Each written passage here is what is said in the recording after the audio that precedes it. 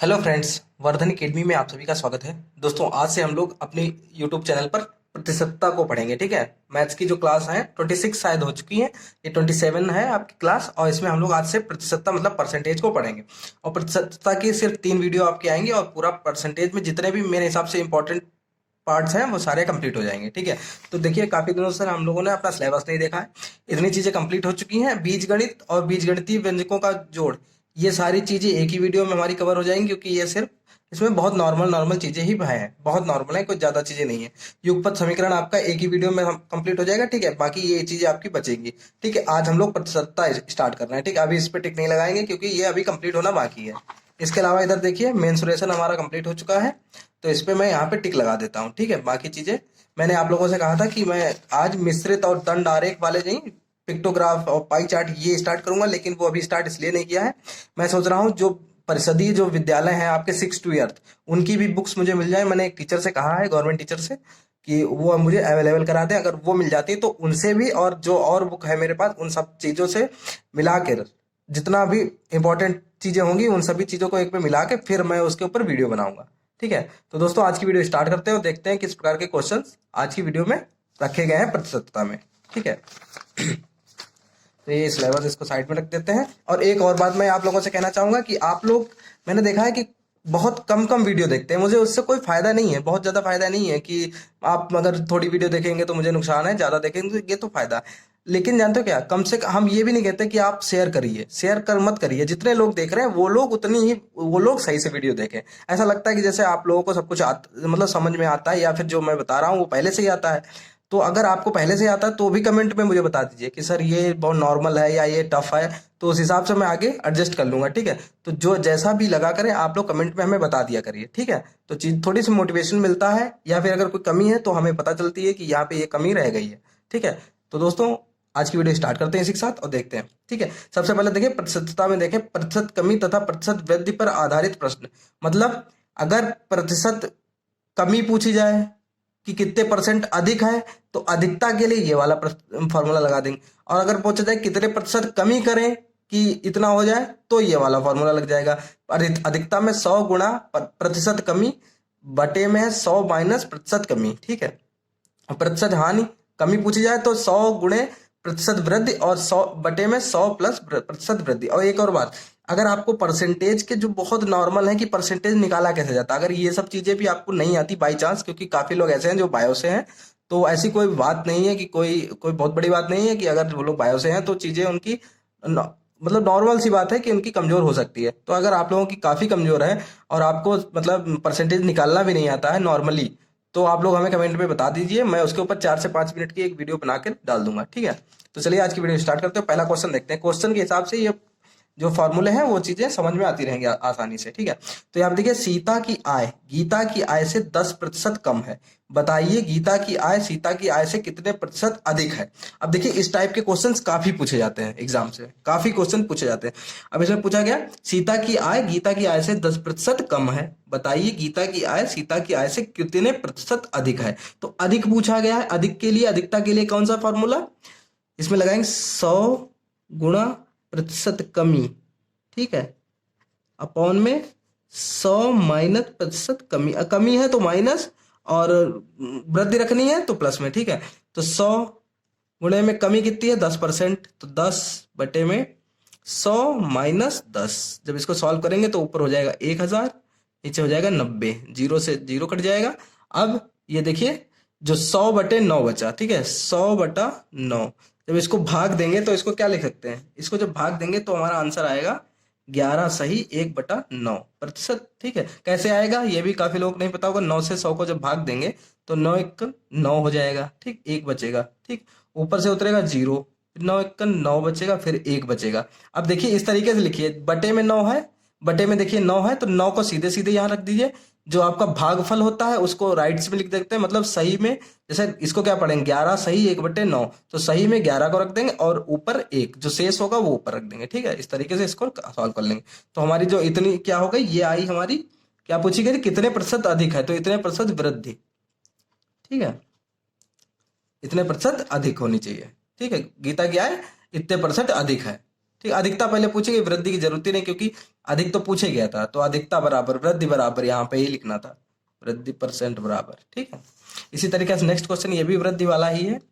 चीनी का मूल्य 20% घट गया है, ज्ञात कीजिए कि उपभोक्ता पहले जितने व्यय में कितने प्रतिशत अधिक चीनी प्राप्त करेगा। ठीक है, कितने प्रतिशत अधिक चीनी प्राप्त करेंगे, तो अधिक में क्या है वही बिल्कुल, तो वृद्धि प्रतिशत बराबर कितना था, 100 गुणा कमी, कमी कितनी थी 20%, तो गुणे 20%।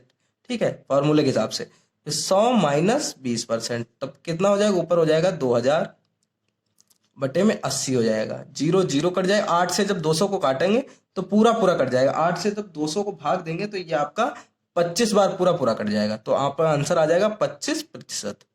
ठीक है, जो वृद्धि है आपकी वो 25% हो जाएगी, 25% चीनी अधिक प्राप्त करेगा। यहाँ पर जो क्वेश्चन पूछा गया तो उस हिसाब से ये आंसर होगा इसका। नेक्स्ट है तीसरा क्वेश्चन है, सॉरी तीसरा क्वेश्चन है, इधर रखना है इसके साथ क्योंकि फॉर्मूला नहीं लिखा था तो यहाँ पे लिख दिया है। अब देखिए इसमें ये तो वैसे ही क्वेश्चन है बिल्कुल। एक पुस्तक का अंकित मूल्य क्रय मूल्य से 20% कम है, बताइए उसे कितने प्रतिशत अधिक में बेचा जाए कि ना लाभ हो ना हानि। ठीक है, बताइए उसे कितने प्रतिशत अधिक में बेचा जाए, फिर से वही वृद्धि प्रतिशत बराबर कितना होगा, 100 गुणा 20 बटे में 100 प्लस 20, 100 माइनस 20, अधिक में माइनस होगा। ठीक है, ये हो जाएगा 2000 बटे में 80, बिल्कुल सेम वही क्वेश्चन है पिछला वाला, 25 आंसर आ जाएगा यहाँ पर, 25% होगी वृद्धि। 25% अधिक पर जब बेचेंगे, ठीक है, अंकित मूल्य इतने रुपए कम है, जब 25% अधिक पे बेचेंगे तो ना लाभ होगा ना हानि होगी। ठीक है ये तो थे अधिक वृद्धि वाले। अब देखिए इसी सामने एक साथ में ये वो हानि वाला लगाएंगे तब चीजें और क्लियर हो जाएंगी। राम की आय श्याम की आय से 20% अधिक है, ज्ञात कीजिए कि श्याम की आय राम की आय से कितने प्रतिशत कम है। तो कमी की प्रतिशत निकालने के लिए क्या था, ठीक है, कमी की प्रतिशत निकालने के लिए 100 गुणा वृद्धि प्रतिशत बटे में 100 प्लस वृद्धि प्रतिशत। ठीक है, तो रख दीजिए 100, वृद्धि कितनी है 20%, प्लस में अपॉन में 100 माइनस वृद्धि कितनी है, ओ सॉरी प्लस 20%, तो यह हो गया 100, सॉरी ऊपर गुणा है 200 हो जाएगा, ऊपर 2000 हो जाएगा, 2000 बटे 120, जीरो जीरो कट गया। और जब 12 से इसको भाग देंगे फोर्थ वाले क्वेश्चन को तो ये हो जाएगा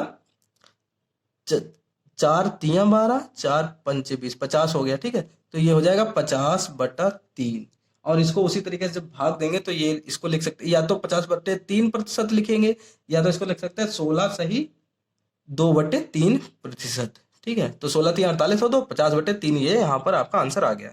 इसी तरीके से दो क्वेश्चन और हैं, फिर नेक्स्ट टाइप के क्वेश्चन हम लोग लगाएंगे। किसी वस्तु का अंकित मूल्य क्रय मूल्य से 25% अधिक है, उसे कितने प्रतिशत कम में बेचा जाए कि ना लाभ हो ना हानि। यहाँ पर भी कितने प्रतिशत अधिक पे बेचा जाए कि उसे ना लाभ हो, नहीं कितने प्रतिशत कम में बेचा जाए, कम पूछा गया, कम में क्या होता है कमी प्रतिशत निकालना है ना, तो 100 गुणे 25 बटे 100 प्लस 25, तो ये हो जाएगा 2500 बटे 125। ठीक, अब 125 से 250 पूरा कट जाता है, 125 दूना, ठीक, और जीरो तो था ही, तो आपका आंसर जो आएगा वो होगा 20%।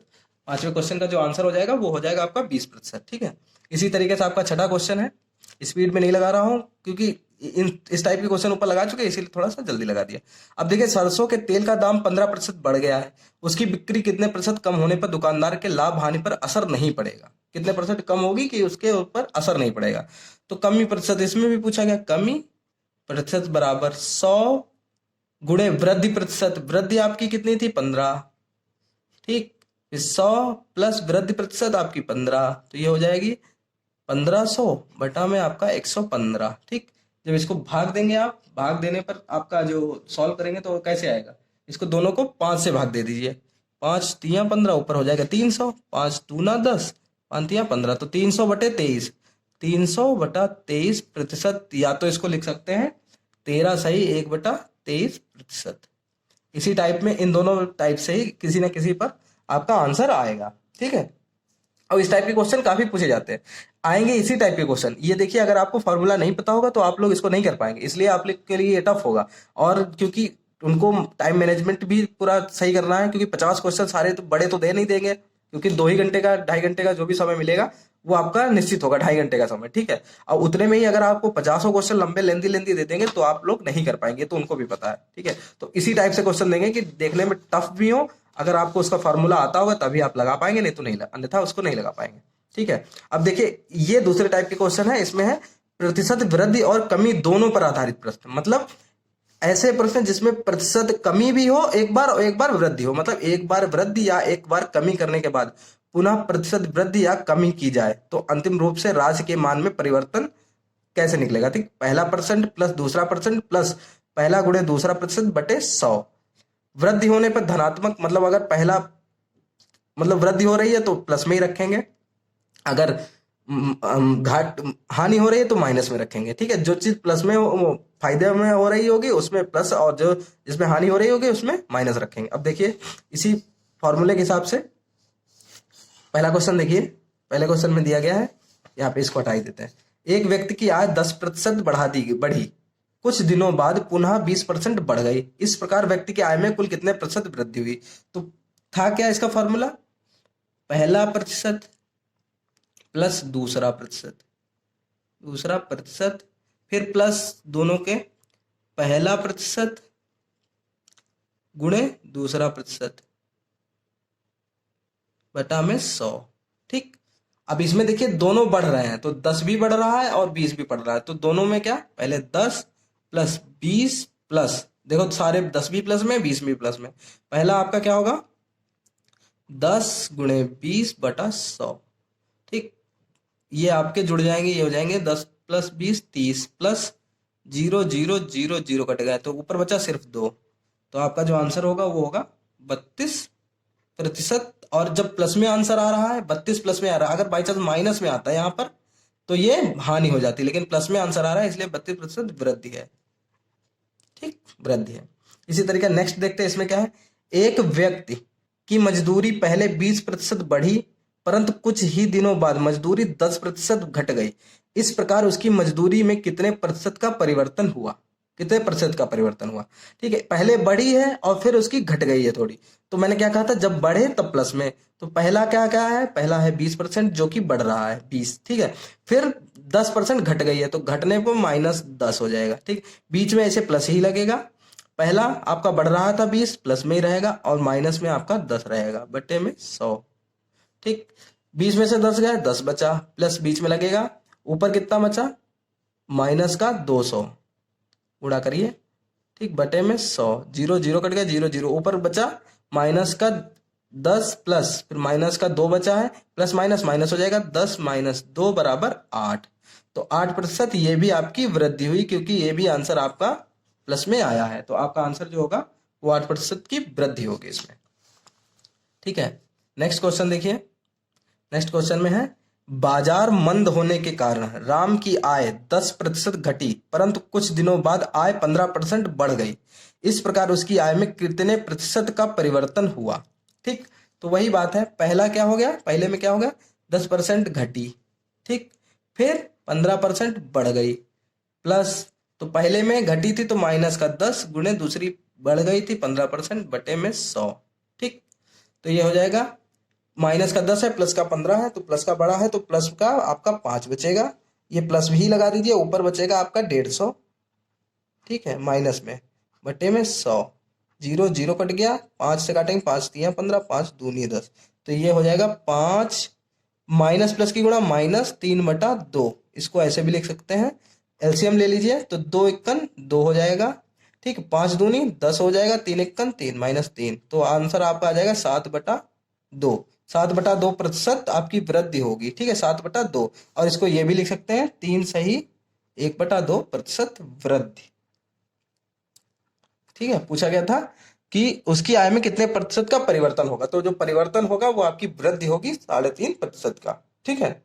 अब नेक्स्ट क्वेश्चन देखिए एंड लास्ट क्वेश्चन आज का। काफी बड़ी वीडियो मैंने नहीं बनाई क्योंकि काफी लोग ज्यादा देखते ही नहीं है, ठीक है, कि काफी लंबी खिंच जाती तो शायद वो देख के ही डर जाते हैं कि इतनी लंबी कौन देखेगा बैठ के, तो कोशिश कर रहा हूँ कि ज्यादा से ज्यादा 21 तारीख के बाद कोशिश करूंगा कि 2 वीडियो डेली डालूं, तभी मैं मार्च में पूरा कोर्स कंप्लीट कर पाऊंगा। ठीक है, मेरा उद्देश्य यही है कि मार्च में पूरा कंप्लीट कर दिया जाए। और 21 के बाद कोशिश करूंगा कि थोड़ी सी बुक्स एक दो हैं वो भी अवेलेबल हो जाए, फिर आपका साइंस भी स्टार्ट कर दूं, और टॉपिक वाइज करूंगा तो वो 10 से 15 दिन में आपका कंप्लीट हो जाएगा। बाकी आप लोग अपने आप तो पढ़ ही रहे होंगे। एक दुकानदार माल खरीदते समय 10% ठगता है और बेचते समय 5% ठगता है। आप कह दो वो दोनों तरीके से कैसे ठगता है, कि जैसे मान लीजिए कोई गेहूं खरीद रहा है तो ठीक है, खरीद रहा है, पहले खरीदेगा तभी तो फिर बेचेगा। तो पहले जब खरीद रहा है तब उसको 10% ठग लिया, और जब बेच रहा है तब 5% ठग लिया। दोनों बार ठग रहा है, मतलब दोनों बार उसको फायदा हो रहा है। तो इस प्रकार से कुछ कितने प्रतिशत का लाभ होगा, तो लाभ प्रतिशत यहाँ पे लाभ प्रतिशत पहले ही बोला गया। तो पहले वो 10% ठगता है, दोनों में लाभ ही हो रहा है, तो दोनों आपके प्लस में ही रहेंगे। ठीक है, प्लस 10 × 5/100, ये हो जाएगा 10×5 = 15, प्लस यहाँ पे देखिए 0 0 कट गया, 5×2 = 10, तो 1/2 बचा है यहाँ पर। ठीक है, एलसीएम लीजिए, एलसीएम लेंगे तो 2 नीचे बचेगा, 15×2 = 30 + 1, इसको लिख सकते हैं 31/2%, या लिख सकते हैं 15 सही 1/2, 15 सही 1/2%। ठीक है, यही आपका आंसर होगा। ठीक है, और इतने ही क्वेश्चन आज की वीडियो में थे। और अपनी जो नेक्स्ट वीडियो होगी उसमें क्षेत्रफल, जैसे नहीं कहा जाता है कि किसी जैसे कोई भी आयत है उसकी लंबाई में इतने प्रतिशत बढ़ा दिया गया, ठीक है, तो चौड़ाई में कितने प्रतिशत की कमी कर दी जाए कि वो परिवर्तित ना हो, या इस तरीके से लंबाई, या फिर कह दिया जाएगा लंबाई में इतने प्रतिशत बढ़ा दिया गया और चौड़ाई में इतने % बढ़ा दिया गया, तो क्षेत्रफल में कितना परिवर्तन हो जाएगा। इस तरीके से क्षेत्रफल, आयतन और इसके अलावा और भी क्वेश्चन है इंपॉर्टेंट, वो सारे कल की वीडियो में हम लोग पढ़ेंगे। तो दोस्तों आज की वीडियो में सिर्फ इतना ही। और हाँ, आपके मन में कोई भी सवाल हो तो प्लीज कमेंट बॉक्स में जरूर बताएं, और अगर आपको वीडियो अच्छी लगती हो तब भी कमेंट पे बताएं, और अगर उसमें कोई कमी नजर आ रही हो तो भी प्लीज बताएं। ठीक है, मैं ये नहीं कह रहा हूँ इसको शेयर करिए, लेकिन चीजें को बताएं तो जिससे मुझे चीजें कंफर्म होती रहे। ठीक है, तो दोस्तों आज की वीडियो में सिर्फ इतना ही, मिलते हैं अपनी नेक्स्ट वीडियो में, तब तक के लिए नमस्कार।